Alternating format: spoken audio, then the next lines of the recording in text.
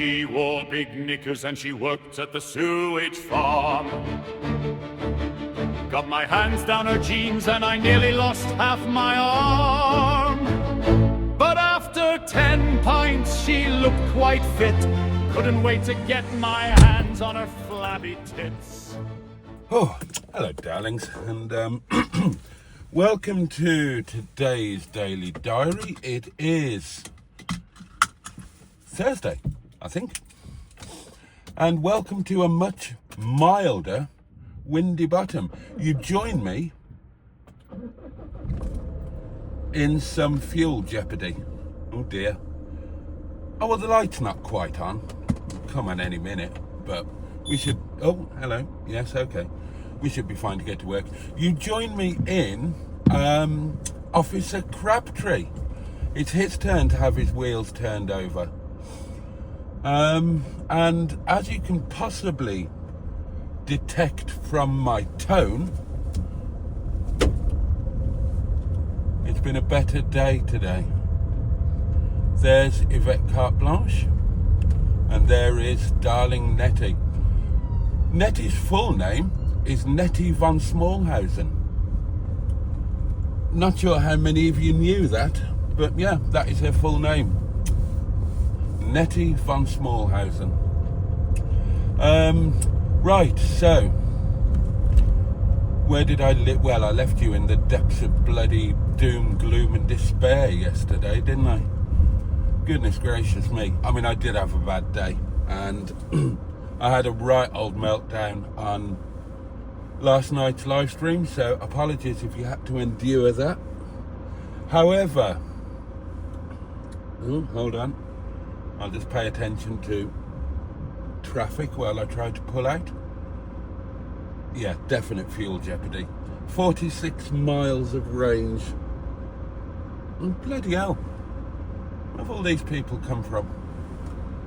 Well, I mean, oh, you've got a headlight out, son. Oh, here we go then. Here we go.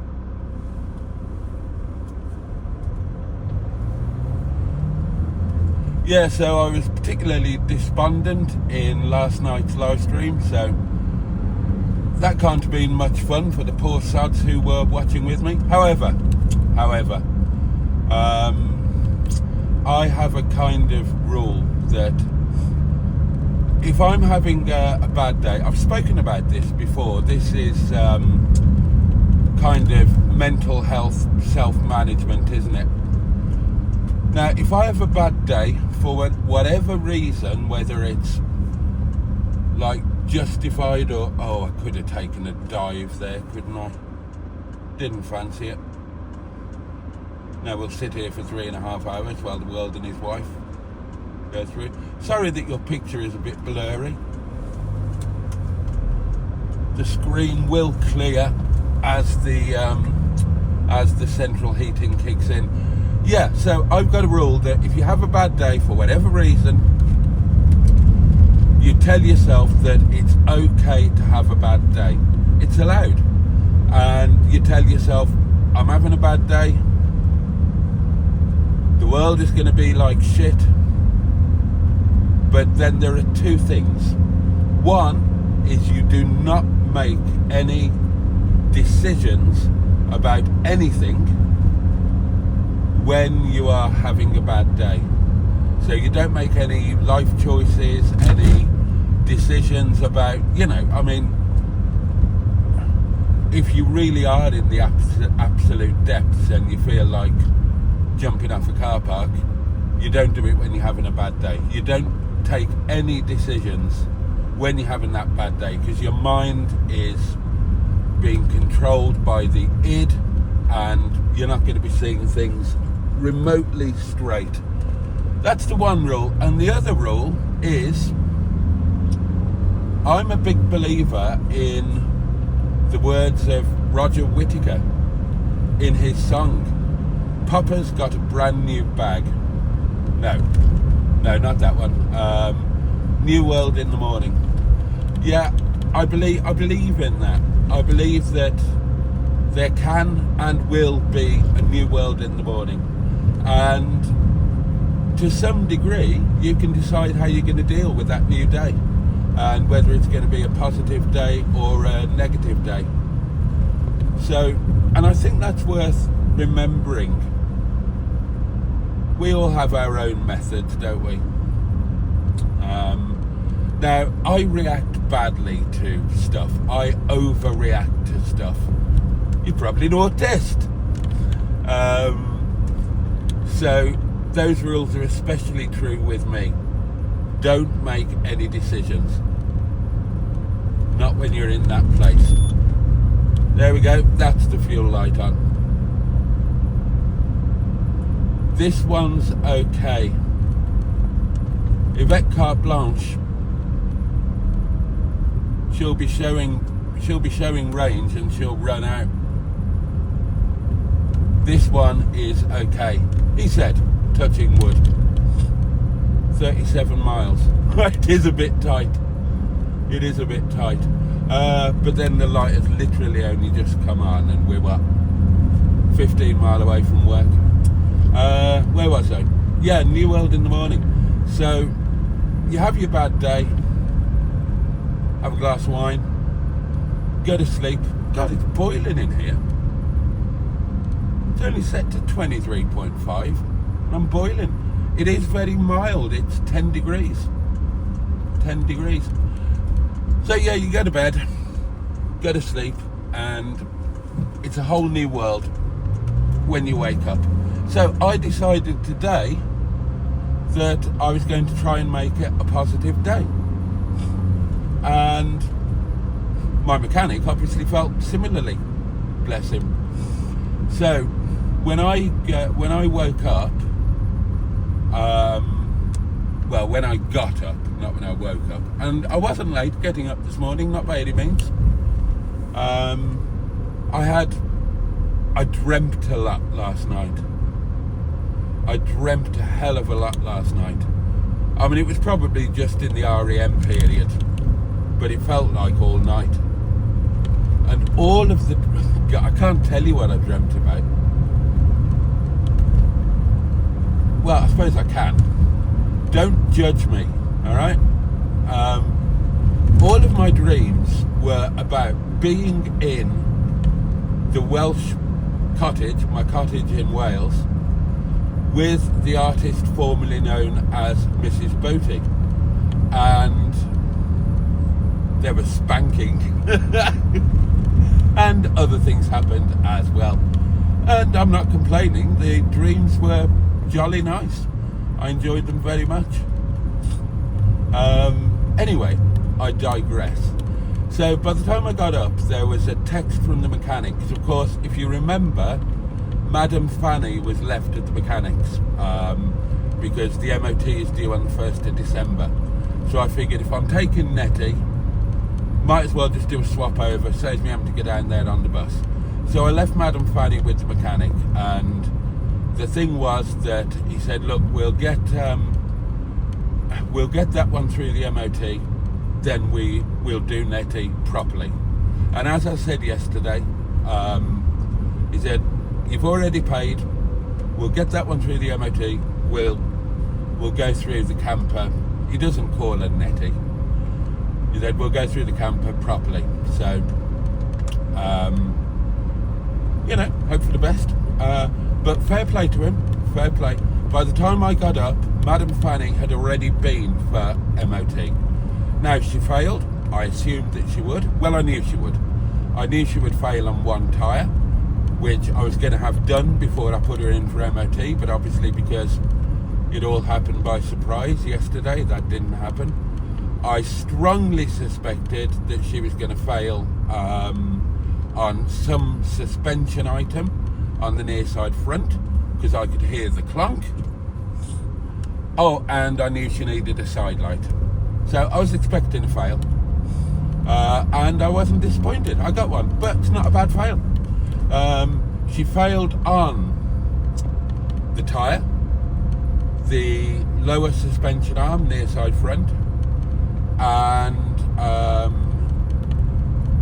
2 side lights, and the horn wasn't working. So that's not bad. That's not bad for an 18-year-old French car. Perfectly happy with that. So, bless him, the mechanic, quick off the mark. First thing this morning, must have been the first MOT slot. And then, to stick with this bit of the story, I got another text this afternoon saying, all done, just needs the tyre for the MOT. So, my faith in the mechanic has been vindicated on this occasion. No messing about, straight in for MOT. MOT repairs done straight away. They'll have been done absolutely properly. We're using our normal MOT station, so I'm really grateful to him for that. So that'll be fine. The charge will be reasonable for a professional service. I don't know how much yet, by the way. Find out tomorrow. So that means that tomorrow that will all be done, because I will go down tomorrow and take Madam Fanny for take it to the tyre place, get a tyre fitted, then that's it, she can have an MOT. I don't know if she'll have to go back because it's our MOT station. They might have already issued the certificate for all I know. You know, when he tells them the work's been done. So yeah, I'll go down and get the tyre tomorrow, and that's it. Boom, Madam Fanny is a MOT. That's another year, and I'm delighted with that because I bought her with a fairly short MOT, and you know, she was super cheap. What did I pay for her? $6.50, something like that. Okay, she looks like a bag of spanners, but she'd been well looked after. Just had a new clutch fitted, and I love her. I love driving her. She's like the perfect daily, actually. She's incredibly economical. She's comfortable to drive. She's well equipped.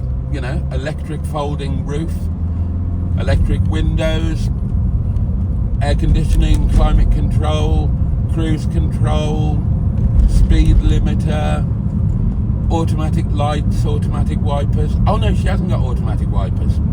She has got automatic lights. And the body's terrible.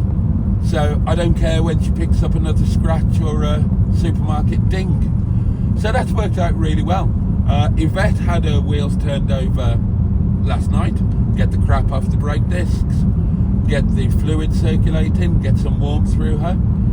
Officer Crabtree is having the same thing tonight. Excuse me. 55 miles of range now. That's good. We're going to be fine. I love driving Crabtree. He's the perfect Grand Tourer, even down to the position of the seat. You can get this seat into a position where I'm so comfortable and relaxed, perfect for long drives. It's like being on a chaise longue.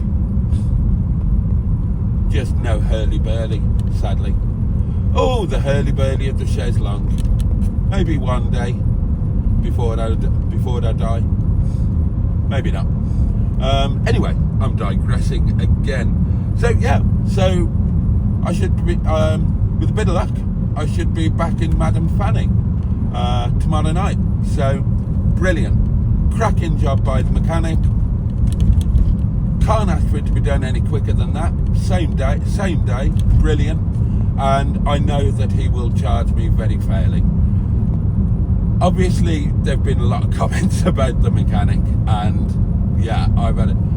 He's not incompetent, and he's certainly not a con man. He's a nice guy. I like him very much. And we might have dropped the ball a bit on some of the NETTY items. However, let's get on to the other thing I want to talk about today. I was determined to do positive things with NETTY today. So, now today is the last day of her MOT. She's road legal until midnight tonight, okay? So I took her down to the classic car garage where Madam Fanny was MOT'd first thing this morning, and I put 15 quid, well, Maxine put, because it's a what do you call it, an attended forecourt. It's not self-serve, the lovely Maxine does it for you. So I had I had 15 quid of the really good fuel. They do a specialist classic car fuel, and the last twice I fueled Netty, I've had to put supermarket crap in. Don't like doing that. So I put 15 quid of the really good stuff in, and I'm going to stick to using that. When she gets her MOT, I'm going to treat her to a full tank of the really amazing fuel from Ladywood. It's horrendously expensive, and I mean horrendously expensive. It's about 50p a litre more than supermarket unleaded, but it really is good stuff. And you do notice a difference both in the running and the economy. So yeah, so Nettie will have a full tank of that. But I also had the diesel heater tank filled up with 10 litres of red diesel. So, and before anybody starts shouting and screaming, it's perfectly legal to use red diesel in an appliance that is designed to provide heating, as long as it is not for commercial purposes. 100% totally legal. So don't have a go at me. If it wasn't legal, I wouldn't talk to you about it. For example, if I were to run my diesel cars on Cherry Aid, as red diesel is colloquially known, I bloody well wouldn't tell you, because I'd be a fool. Because I'd be putting on record that I'm committing a criminal act. But of course, I do not do that, and I never would. Ooh. Screen's a bit dirty. Inside or outside? Let's give it a wash. Oh, and the other thing I love about Crabtree, headlamp washers. You've got to love a car with headlamp washers. I think you have anyway.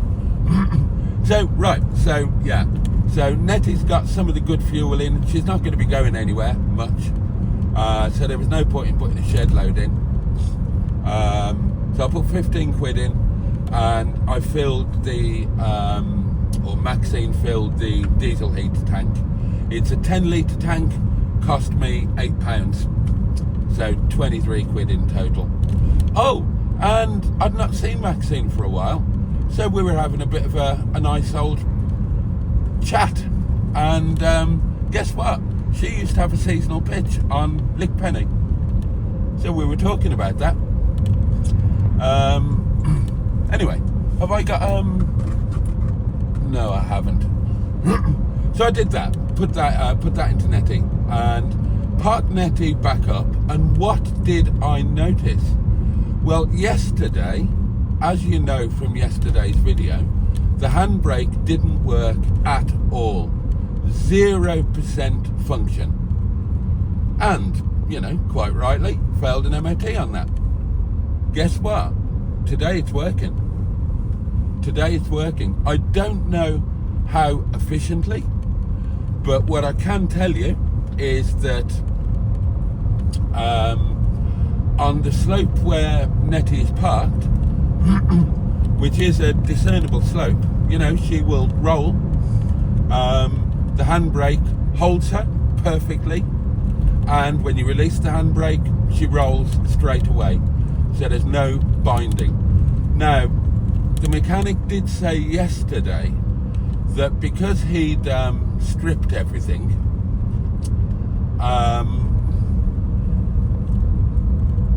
he did say something along the lines of it can take a while and a bit of use for the arms and shoe and whatnot to like bed in, pad in and whatnot. And he did tell me, I can't remember if it was before or after the MOT, I think it was after. He did say drive with the handbrake slightly on for a little while, and that can push everything into the right position.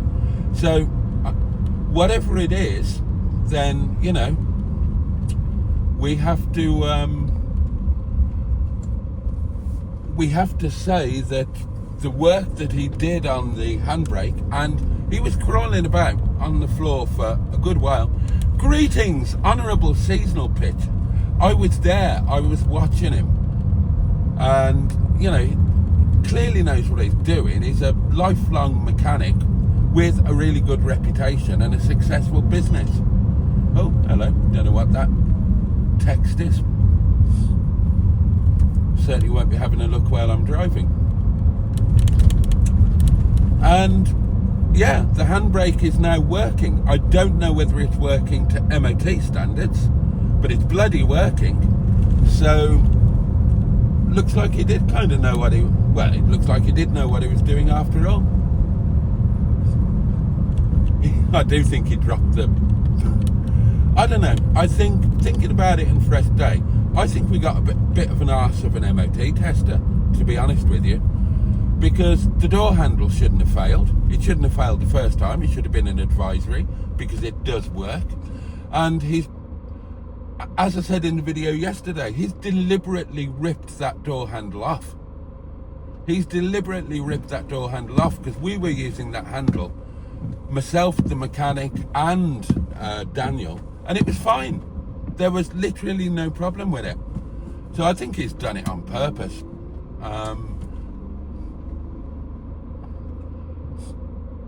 Yeah, and I think that the battery is, I think we've just got a really harsh MOT tester. I'd be half tempted to sod the fee and take it somewhere else. But it's a free retest, so when we get the work done, I'll go back there. I mean, at least then, when she passes, we know she's passed the most stringent MOT test going, and we've certainly not had any favours done us. If he finds reasons to fail her again, I'll just go somewhere else. I won't go back there the bloody third time. But I'm sure that we can make sure that he's got no grounds to fail her. But yeah, I think we've just got a bit of a what's it of an MOT tester, and the handbrake clearly just needed bedding in or whatever. I don't know. The point is, it's working at the moment to some degree, to some extent. And as the mechanic said when I told him, that's a bonus. And it is a bonus. So that's all positive news as far as I'm concerned. It's all positive news. Unlike the inside of my windscreen, which is not positive news, and I don't think I've got a cloth. Oh, hang on. Hasn't, what am I in? I'm in opposite Crabtree. Haven't I got a little thing down here with, oh, I have. I've got a little chamois pad thing in here, so I can have a little swab at the old windscreen. Oh, I shouldn't do it while I'm driving. Do a proper job when we stop. Oh, that's better actually. If I just go a little further down on my eye line, that's even better still. Yeah, so all positive. So I parked Netty back up and I turned the diesel heater on. My God, the diesel heater is brilliant, absolutely brilliant. I had it on the maximum setting and Netty quickly got too warm, so I dropped it down to halfway. It goes from 1 to 6. I dropped it down to 3, and then I dropped it down to 2, and after a while Netty was still at 24 degrees. So realistically, once she's up to temp inside, that heater can sit on number 1 or be totally off for periods. Yeah, that's amazing. So, and I spent some time in Netty, and I left the heater on so that Netty got thoroughly warm. The things that were wet, including all the stuff in the food cupboard, the things that were wet will be warm and dry now. And I did positive things with Netty. I fitted, rather professionally I might add, the carbon monoxide and smoke detector that somebody in the community very kindly had sent to me. Thank you very much. It was an anonymous one, so I can't thank them by name, but I'm very, very grateful. It was really thoughtful of you. Somebody just thought, he's got a diesel heater fitting now. He's going to need a carbon monoxide monitor, and I bet he won't think of it. And if he does, he probably can't afford it. So they just sent me one. And that's really incredibly kind of them. Thank you very much, whoever you are. I fitted that. That is now fitted and working. I properly fitted the neon Netty sign, which had fallen down. I'd only put it up there temporarily with an adhesive hook. Well, I put a proper hook in there now, so that's done. I made an executive decision, having experienced the diesel heater and how good it is, and knowing that I did check on the government website this morning to see if I could use red diesel. So I checked before I went and got it. So now I know that the diesel heater is amazing, pretty quiet, and can run on red diesel. I decided to remove the oil-filled radiator. It's big, it takes up room, it's a nightmare trying to lash it together to, you know, when Netty's driving. It's a bit of a pain in the bum. So I got it out. It's now in the cottage. Netty's much better without it. Obviously when I'm off grid in Netty, I'll be using the diesel heater anyway.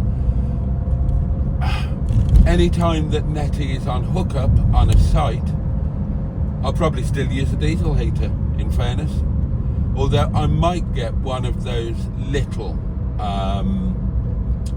you know, one of those mini oil-filled radiators, because that could just be tucked away into a cupboard.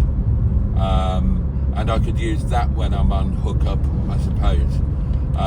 That great big one was kind of overkill, really. Netty's a small, well-insulated space. She didn't need that much of a powerful oil-filled radiator. But it won't go to waste. It's a lovely oil-filled radiator. That will go into the Caravan when we get one. So that was good. And I had a tidy up in Netty, got rid of the rubbish that was there from Monday, and just made her look beautiful again, and just fell back in love with her. And because I'm new to motorhoming, this is my first winter with motorhome, and I've learned that having the food cupboard full so it doesn't rattle about is not the way to go, because everything got a bit wet. You'll get condensation even if you don't get water coming in. So I'm grabbing all of the food out, and, you know, let's face it, you learn as you go along, don't you? I don't need a full food cupboard. I don't need a bloody full food cupboard. It was all just for effect, really. I'm going to be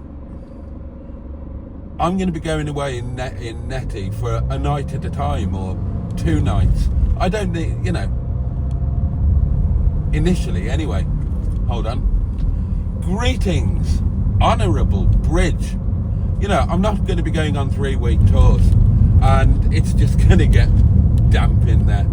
So yeah, so I'll strip out all of the food and stuff, and I might just have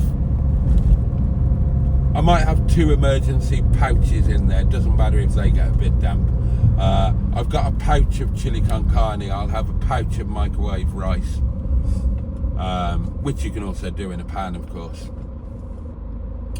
And yeah, that can stay in there, but I don't, you know, just put the fresh bits in. So I've never used anything out of that cupboard. I've never even used the bloody salt and pepper, I don't think. Because what do I do when I go away? Take staff curry. That doesn't need anything. So yeah, I'm just going to empty that cupboard, and no point in having stuff in there over winter just to go damp. Live and learn. Live and learn. And what else did I do? Well, that was about it, really. I just tidied her up, put everything back into place because we'd shifted stuff around. And going forward, I shall, I'll run some heat through Netty pretty much every day. So, you know, if she does get a little bit damp with condensation or any water getting in or whatever, she's on a slope now, so the water ingress shouldn't be such a thing. But I'll just pop the heater on every day and spend a bit of time in her every day, doing some bits and pieces. I've still got those beautiful lights that I was sent to put up. They can go around the pottering pit, and I'll just tweak the contents of the drawers and whatnot, and I'll make her more off-grid orientated, because, you know, that's going to be her thing. She's going to be my off-grid palace.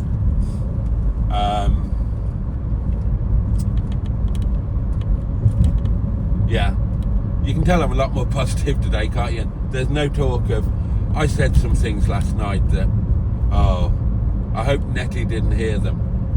And somebody said, sell Netty in the comments on today's video. Get Netty sold ASAP for spares. Right, just to be clear, Netty's going nowhere. And she will be MOT'd. Me and the mechanic, we will do it. My faith in him has been utterly restored, and he's got a bit of hurt pride now.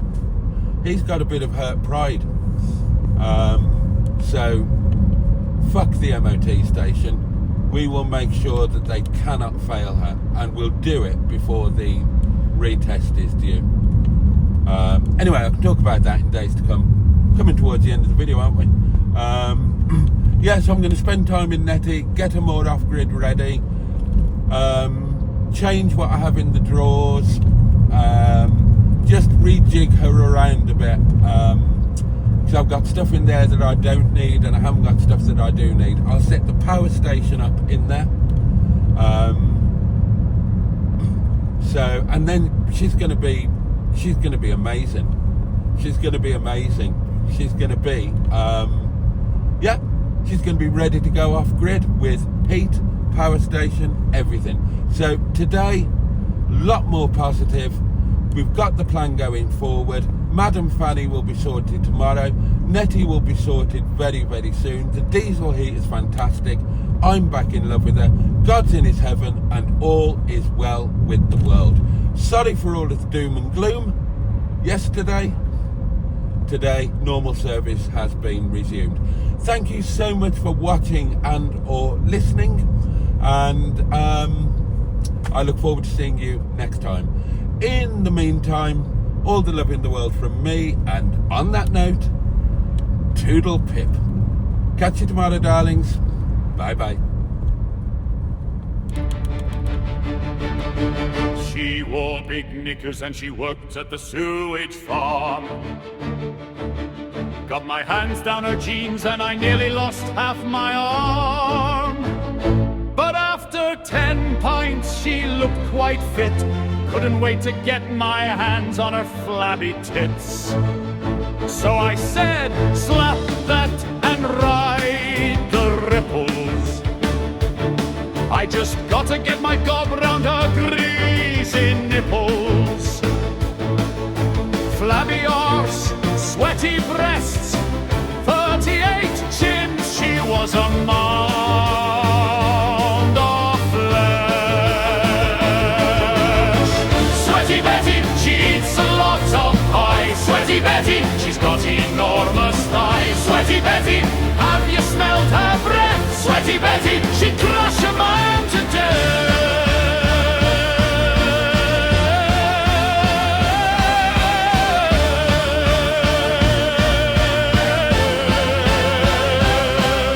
I knew that she wanted me to shag her, so I stabbed her cunt with my Martin dagger. I couldn't believe the size of her bum. She used to play for Wigan at the back of the scrum. I've seen out like it since the day I was born. But you know me, I'll shag, oh that's war. Sweaty Betty, she eats a lot of chips. Sweaty Betty, she's got massive tits. Sweaty Betty, she's got a huge vagina. Sweaty Betty, you'd fit a boss inside her. She's so obscene, 3 tons of margarine. She's like a lump of lard. But Sweaty Betty makes my willy hard. The YouTube channel's not any good, but he's a nice guy. I'm sorry, Mr. Boaty. You had me at YouTube videos. Let's go, Boaty. Boaty's such a great guy, such a great guy, very tall, such a great guy. I wish Boaty was here in America with me right now. You twat. Wanker.